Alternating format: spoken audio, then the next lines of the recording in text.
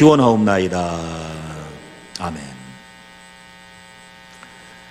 오늘 지난주에 장례를 치른 고 한동실 권사님의 유가족들이 우리 교회 방문했습니다. 어디 계시죠? 잠깐만 자리에서 일어서 주시죠. 네, 우측 뒤쪽에 있습니다. 여러분 오른손을 들어서 위로해 주시기 바랍니다. 주님 안에 위로받으시기 바랍니다. 예, 앉으십시오. 우리 한동실 권사님은 우리 세검정교회에서 참 열심히 봉사를 하셔서 우리 교인들의 마음에 남아 있습니다. 그래서 우리 한동실 권사님 비록 돌아가셨지만 우리 세검정교회 성도들의 마음속에는 항상 남아있다고 하는 사실 기억하시고 유가족 여러분들 위로 받으시기 바랍니다. 오늘 우리가 함께 봉독한 말씀 22절에 보면은 집 모퉁이의 머릿돌이라고 하는 단어가 등장을 합니다. 성경에 등장하는 이 머릿돌이라고 하는 말은 우리나라 사람들이 알고 있는 머릿돌과는 조금 다릅니다.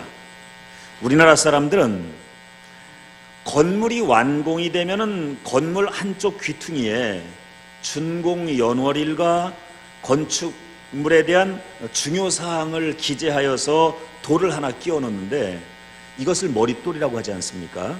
그런데 성경에 등장하는 히브리 사람들의 머릿돌은 개념이 조금 다릅니다.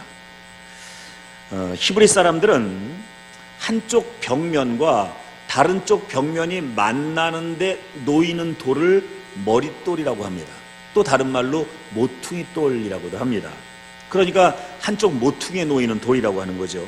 그런데 이게 얼마나 중요하냐면은 벽면과 벽면이 만날 때 그 벽들을 연결시켜주는 역할을 하기 때문에 히브리 사람들에게 있어서 이 머릿돌이라고 하는 것은 매우 중요한 돌이 아닐 수가 없습니다.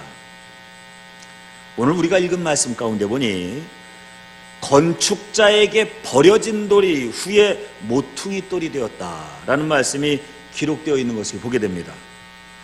건축가가 건축을 하는데 쓸모없다고 판단하여서 버린 돌이니 이 정말 쓸모가 없는 돌입니다. 그런데 이후에 벽면과 다른 벽면이 만나는데 연결점이 되어주는 모퉁이돌로 쓰임을 받았다고 한다면, 버려진 돌이 모퉁이돌로 쓰임받게 되었다면 그 돌의 입장에서 본다면 그야말로 대단한 운명의 반전이 아닐 수가 없습니다. 그런데 오늘 말씀해 보니 건축자에게 버려진 돌을 모퉁이돌로 쓰신 분이 바로 하나님이시다 라고 기록되어 있는 말씀을 보게 됩니다. 훌륭하고 솜씨 있는 건축자가 이 돌은 쓸모없다 하고 판단하여서 버렸으니 정말 쓸모없는 돌이 분명합니다. 하지만 아무리 훌륭한 실력자에 의해서 쓸모없는 것이라고 판단되어 버려진 돌이라 할지라도 하나님의 손에 붙잡혔더니 하나님께서 그걸 쓰시고자 하니 모퉁이에 놓여 양쪽 벽면을 연결하는 매우 유용하고 쓸모있는 돌로 중용되고 있는 겁니다. 여러분, 그렇습니다. 사람 생각에 쓸모없고 볼품 없는 것이라 판단되어지는 것이라 할지라도 하나님께서 쓰시고자 하면 누구든지 무엇이든지 사람이 상상치도 못할 만큼 소중한 곳에 쓰임받을 수 있다고 하는 사실을 믿고 깨닫는 저와 여러분들이 되시기를 축원합니다. 사무엘상 17장에 보면은 소년 다윗이 블레셋의 전쟁 영웅 골리앗을 물리치는 기사가 기록되어 있는 것을 보게 됩니다. 여러분, 다윗이 골리앗을 쓰러뜨리기 직전까지 나이 어린 소년이 골리앗을 물리칠 수 있을 것이라고 짐작했던 사람은 아무도 없었을 것입니다. 이스라엘에 내노라 하는 장수들조차 맞서 싸우기를 두려워하였던 위대한 용사가 바로 골리앗이었습니다. 그런데 일개 양치기 목동이었던 어린 다윗이 그 위대한 전사 골리앗을 물리칠 수 있었던 것은 본래 다윗이 골리앗보다 뛰어난 용사였기 때문이 아니라 하나님께서 그에게 이길 수 있는 능력을 주셨기 때문 아니겠습니까? 본래 다윗은 골리앗과 맞서 싸울 때 그것을 허락한 사울 왕에게 있어서는 그야말로 버려지는 돌, 사석에 불과했습니다. 하지만 하나님께서 다윗을 붙잡아 주셨더니 골리앗을 물리치고 이스라엘 민족을 구원하는 위대한 역사의 한 획을 긋는 모퉁이 돌이 된 것입니다. 창세기 47장을 보면은 형제들에게 버림받아 애굽의 노예로 팔려가는 요셉의 이야기가 등장을 합니다. 그런데 그가 애굽의 노예로 팔려갈 당시 그가 애굽에서 총리가 될 것이라고 과연 누가 상상이나 할 수 있었겠습니까? 물론 요셉은 어릴 적부터 남들보다 뛰어난 재능을 소유한 바 있었습니다만 그렇다고 하여서 그 재능이 그로 하여금 애굽의 총리가 될 수 있도록 만들어준 것이 아닙니다. 지금보다 신분 이동이 1000배, 10,000배나 어려웠던 고대 시대에 노예라고 하는 신분을 벗어버리고 일국의 총리가 된다는 것은 결코 재능만 가지고서는 될 수 있는 일이 아니었습니다. 하지만 그가 하나님의 손에 붙잡혔더니 노예라고 하는 그 버려진 돌멩이보다 못한 신분을 극복하고 당대 최강 국가였던 애굽의 총리가 되는 기적 같은 사건이 벌어지게 된 겁니다. 그뿐 아닙니다. 여호수아 2장을 보면은 여리고성에 살고 있던 이방인 기생 라합이라고 하는 여인이 있었습니다. 직업에 귀천이 없다고 말하는 오늘날에도 그 직업이 기생이라면, 창기라면 다른 직업과 비교하여 천대받는 것이 사실이지 않습니까? 그러니 빈부귀천이 오늘날보다 더 뚜렷하고 비교할 수조차 없었던 그때에 그 고대 사회에는 창기라고 하는 이 신분이 얼마나 천대받는 신분이었겠습니까? 그런데 여러분, 마태복음 1장 5절의 말씀에 보니까 그렇게 천한 신분의 이방 창기였던 라합이라고 하는 여인이 유다지파 살몬이라고 하는 남자와 결혼을 합니다. 그리고 그에게서 보아스가 태어납니다. 보아스가 오벳을 낳고 오벳은 이새를 낳습니다. 그리고 이새가 다윗을 낳습니다. 천대받던 여인이 이스라엘 민족의 가장 위대한 왕 다윗의 할머니가 된 겁니다. 더 놀라운 사실은 이 족보가 그대로 예수님의 족보로 연결되어서 그녀가 속한 혈통을 통하여서 예수님께서 태어나게 되시니 여러분, 이 얼마나 놀랍고도 영광스러운 일이겠습니까? 골리앗 앞에 서게 된 어린 다윗뿐만 아니라 노예로 팔렸던 요셉, 그리고 이방 창기였던 라합 역시 그들이 처해 있던 상황 속에서는 아무도 인정해주지 않았던 그야말로 쓸모없이 버려진 돌과 같은 존재였지만 그들이 하나님의 손에 붙잡히게 되는 그 순간 그들은 더 이상 버려진 돌이 아닌 하나님의 영광을 드러내는 그 위대한 일을 감당하는 모퉁이 돌과 같은 위대한 존재들이 될 수 있었던 겁니다. 사랑하는 성도 여러분, 능력이 없다고 낙망하지 마시기 바랍니다. 남들과 비교하여 내가 참 못났다고 판단되어진다 할지라도 그로 인하여 절망하지 마시기 바랍니다.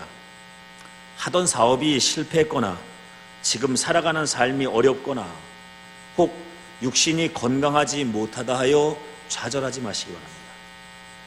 내가 누구이든지, 내가 지금 무슨 일을 하고 있든지, 어떤 상황 가운데 처해 있든지 내가 하나님의 손에 붙잡힌 바 된다면 나의 인생은 아무도 상상치 못했던 놀라운 역사를 이루어내는 위대한 인생으로 바뀌게 될 줄로 믿습니다.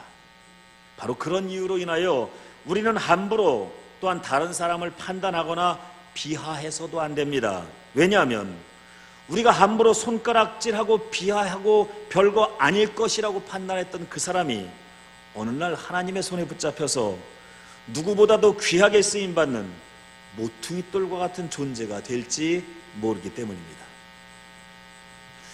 조선시대 방랑시인 하면 김삿갓이 떠오르지 않습니까? 그래서 저는 이 김삿갓 하면 떠오르는 여러 가지 시들 또 그와 관련된 일화들 참 많이 접하게 되었는데 그 중에서도 아주 재밌는 이야기가 하나 있어 이 시간 여러분들께 소개해 드릴까 합니다. 하루는 김삿갓이 금강산에 올랐는데 그 금강산 입석봉이라고 하는 곳에 위치한 어느 암자에 시를 잘 짓는 스님이 한 분 계시다고 하는 소문을 듣게 되었습니다. 그런데 이 스님이 얼마나 성격이 괴팍한지 시 한 수 겨루자고 찾아온 사람들에게 이를 하나씩 뽑는 조건으로 시를 짓는 작시 실력을 겨룬다고 하는 겁니다. 그런데 그 스님의 시를 짓는 실력이 얼마나 좋은지 누구에게도 단 한 번도 패한 적이 없었더라는 겁니다. 마침 금강산에 오르게 된 김삿갓은 이 소문의 임자를 찾아서 입석봉에 위치한 그 암자를 찾아갑니다. 그리고 김삿갓이 그에게 시 한 수 서로 겨루어 보자고 요청을 하자 그 스님은 김삿갓에도 어김없이 오원절구로 장문하여 한시를 겨루되 역시 지는 사람이 이를 하나 뽑자고 제안을 합니다. 김삿갓이 그에 대해서 흔쾌히 응답을 하자 내기가 성립이 되었고 드디어 그 스님은 곧바로 지필목을 준비하더니 먼저 종이에 한자 5글자를 씁니다. 조비지 이월이라고 하는 글자를 씁니다. 세조자, 날비자, 나뭇가지를 뜻하는 가지지자, 두이자, 달월자입니다. 해석이 참 어렵습니다만 글자 그대로 해석을 하자면은 새가 나뭇가지로 날아올랐더니 2달이나 걸렸다, 뭐 이런 뜻이 됩니다. 그런데 사실 이 조비지 이월이라고 하는 글에는 아주 재밌는 뜻이 숨어 있는데 뒤쪽에 위치한 이월이라고 하는 글자를 2달로 해석하지 말고 반씩 나누어서 한 달로 읽으면 새가 날아오르자 나뭇가지가 한 달. 좀 더 쉽게 표현하면 이렇게 됩니다. 새가 날아오르자 나뭇가지가 한들 흔들리더라, 뭐 이런 뜻이 됩니다. 하지만 이 글의 뜻을 알기도 어렵거니와 뜻을 알아도 대꾸가 되는 글로 시어를 만드는 것이 쉽지가 않습니다. 하지만 김삿갓은 이 조비지 이월이라고 하는 5글자를 보더니 얼굴에 빙그레 미소를 띄우면서 곧바로 그 옆에 역시 한자 5글자를 씁니다. 뭐라고 쓰냐면은 풍취엽 8분이라고 씁니다. 바람풍자에 흔들릴 취자, 바람 불어올 취자, 잎사귀 엽자, 8, 8자, 나눌 분자입니다. 글자 그대로 해석하면 바람이 부니 나뭇잎이 8개로 나누어진다, 뭐 그런 뜻인데 이 글자에도 역시 글자를 해석하는 키가 있으니 뒤에 위치한 8분이라고 하는 겁니다. 이것을 역시 반으로 나눠서 넉사자를 써서 너푼으로 바꾸는 겁니다. 그러면은 바람이 부니 나뭇잎이 너푼 휘날린다, 그런 뜻이 됩니다. 자신이 쓴 시에 거침없이 대꾸를 달아놓는 김삿갓을 보며 놀랍다는 표정을 지은 이 스님은 곧바로 붓을 들어 또 종이에다가 5글자를 씁니다. 오를 등자, 매, 산자, 세조자, 쑥, 뢰자, 국, 갱자입니다.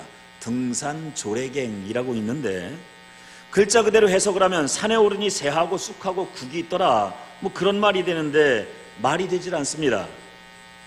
뒤에 위치한 쑥, 뢰자와 국, 갱이라고 하는 한자를 우리나라 음으로 해석을 하면 쑥, 국이 되지 않습니까? 그러므로 해석을 하면 이렇게 됩니다. 산에 오르니 새가 쑥국하며 울더라, 이런 뜻이 됩니다.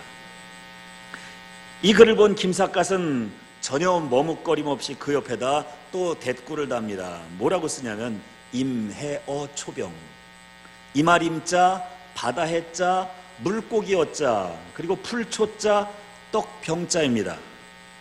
뭐 글자 그대로 해석한다면 바다에가 아닌 물고기와 풀과 떡이 있더라, 이렇게 되는데 이렇게 해석하면 말이 되지 않습니다.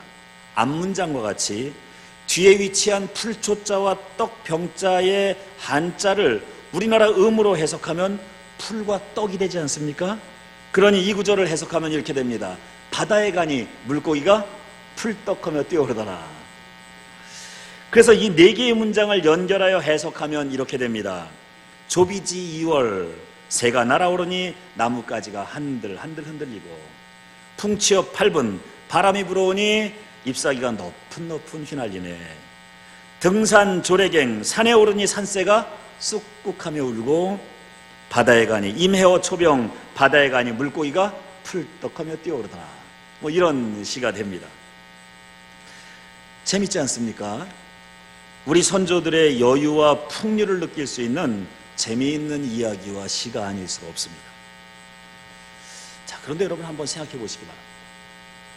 만일 금강산 암자의 그 스님이 김삿갓을 만나지 못했다면 그 스님이 제시한 조비지 이월이니 등산 조래갱이니 하는 풍류와 재치가 넘치는 이 문장은 결코 그 짝을 이루는 식구를 만나지 못했을 것이고 아울러 오늘날까지 기억되지 못하는 잊혀진 식구가 되고 말았을 것입니다. 그러나 마침 김삿갓을 만났더니 그를 통하여서 조비지 이월의 풍치어 8분이라고 하는 대꾸를, 그리고 등산 조래갱의 임해어 초병이라고 하는 대꾸를 만나게 되었으니 기억되지 못하고 버려질 뻔했던 이 풍류와 재치가 넘쳐나는 문장이 잊혀지지 않고 오늘날까지 기억되고 회자되는 유명한 시구가 되었던 것입니다. 누가복음 10장에 보면 너무나도 유명해서 우리 기독교인들이 모르는 이가 없는 소위 선한 사마리아인의 비유라고 불리는 예수님께서 들려주신 이야기 한 편이 등장을 합니다.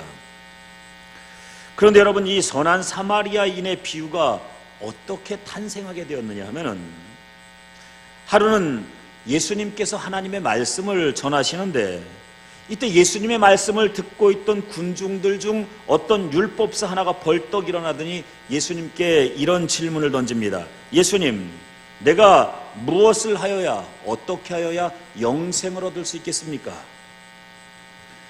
그런데 여러분, 성경을 보니까 이 질문은 결코 정말 영생을 어떻게 얻을 수 있는지에 대한 진지한 고민이 담긴 질문이 아니었습니다. 누가복음 10장 25절 이하에 보니까 이 율법사는 예수님을 시험하기 위하여 이러한 질문을 던졌다라고 기록되어 있는 글을 보게 됩니다. 다시 말해 정말 영생을 얻기 위한 어떤 진지한 고민이 담긴 질문이 아닌 예수님께 트집 잡기 위해서, 또 함정을 만들어 놓고 그 함정으로 유도하기 위하여 못된 음모가 담긴 질문이었다는 것입니다. 그런데 이때 예수님께서 그 율법사를 향하여 이렇게 되묻습니다. 그럼 율법엔 뭐라고 기록되어 있느냐? 그러자 율법사가 대답합니다. 내 마음을 다하고 목숨을 다하고 힘을 다하고 뜻을 다하여 주 너희 하나님을 사랑하고 또한 내 이웃을 내 몸과 같이 사랑하라 하고 기록되어 있습니다. 그러자 예수님께서 말씀하십니다. 내 대답이 옳도다. 그대로 행하라. 그러면 영생을 얻으리라. 그러자 율법사가 또 묻습니다. 그러면 내 이웃은 도대체 누구를 말하는 겁니까? 이 질문 역시 이웃이 누구인지 알지 못해서 한 질문이 아닙니다. 성경을 보니 자신의 의로움을 드러내고자 하는 말이었다고 기록되어 있습니다. 잘난 척하는 말이었다는 겁니다. 예수님께서는 이 율법사의 잘난 척하려는 의도가 담긴 내 이웃이 과연 누구입니까? 라는 이 질문을 진흙으로 삼아 만고의 길이 남을 위대한 비유의 말씀을 빚으셨으니 그것이 바로 선한 사마리아인의 비유였던 겁니다. 율법사의 질문은 우리의 생각으로는 그 의도가 추하고 더러워 그야말로 버려져야만 하는 도리였지만 예수님의 손에 붙잡혀 다듬어짐으로 우리에게 소중한 깨달음을 더하여 주는 선한 사마리아인의 비유라는 복음의 말씀으로 연결되는 모퉁이돌이 되었던 것입니다. 그러고 보면 세상에 있는 그 어떤 존재라 할지라도, 그것이 더러울지라도 못난 것이라 할지라도 쓸모없어 보이는 것이라 할지라도 누구를 만나느냐, 누구의 손에 들리느냐에 따라 전혀 다른, 전혀 새로운 모습으로 쓰임받을 수 있다고 하는 사실을 우리는 깨닫게 됩니다. 여러분, 한 손에 돌멩이를 들고 한 손에는 종이를 가지고 던진다고 한다면 당연히 종이보다는 돌멩이가 더 멀리 나가지 않겠습니까? 그런데 만일 종이를 던질 때 강한 바람이 불어준다면 종이는 돌멩이 가지고는 전혀 상상하지 못할 만큼 멀리 날아가게 될 것입니다. 하나님의 도우심이 바로 이와 같은 이치입니다. 마치 하나님의 도우심으로 인하여 소년 다윗이 불패의 용사 골리앗을 물리칠 수 있었던 것처럼 요셉이 노예의 신분을 극복하고 애굽의 총리가 될 수 있었던 것처럼 창기 라합이 다윗의 할머니가 되고 예수님의 족보에 그 이름이 기록되는 영광을 누리게 된 것처럼, 그리고 버려진 돌이 모퉁이 돌이 된 것처럼 누구든지 하나님의 손에 붙잡힌 바 된다면 아무리 능력 없고 부족해 보이는 사람이라 할지라도 사람의 생각과 판단으로는 상상하지 못했던 놀라운 역사를 일으키는 하나님의 도구로 쓰임받게 될 줄로 믿습니다. 성도들과 만나 대화를 나누다 보면 가끔 어떤 분은 너무 바빠서, 어떤 분은 능력이 없어서, 어떤 분은 이제 너무 늙어서 또는 몸이 아파서 지금은 하나님과 교회를 위하여 어떠한 일도 감당할 수 없다고 말씀하시는 분들을 종종 뵙게 됩니다. 그러나 그것은 하나님의 전능하심과 위대하심을 부인하는 모습이 아닐 수가 없습니다. 하나님의 일이란 시간과 능력이 있어야 할 수 있는 일이 아닙니다. 오직 하나님을 위하여 일하고자 하는 신앙의 열정만 있으면 할 수 있습니다. 아무리 열악한 상황에 처해 있다 할지라도 포기하지 않고 내가 할 수 있는 최선을 다하여 사명을 감당코자 한다면 하나님께서는 버려진 돌과 같은 우리들을 붙잡아 우리가 상상치도 못했던 놀라운 역사를 이루어 주실 줄로 믿습니다. 신앙생활만이겠습니까? 우리 일상의 삶 속에서도 이러한 이치는 동일하게 적용될 줄로 믿습니다.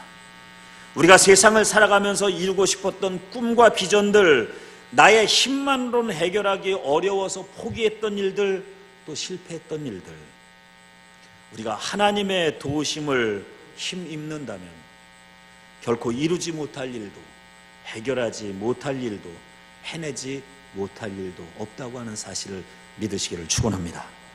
사랑하는 세검정교회 성도 여러분, 비록 우리가 건축자에게 버려진 돌과 같이 부족한 존재들이라 할지라도 하나님의 손에 붙들려 쓰임받는다면 모퉁이 돌처럼 귀하게 쓰임받게 된다고 하는 사실, 누구도 상상하지 못했던 놀라운 일을 이룰 수 있다고 하는 사실을 믿으시고 주님의 손에 붙잡혀서 그렇게 한 해를 살아가시는 저와 여러분 모두가 되시기를 주님의 이름으로 간절히 축원합니다.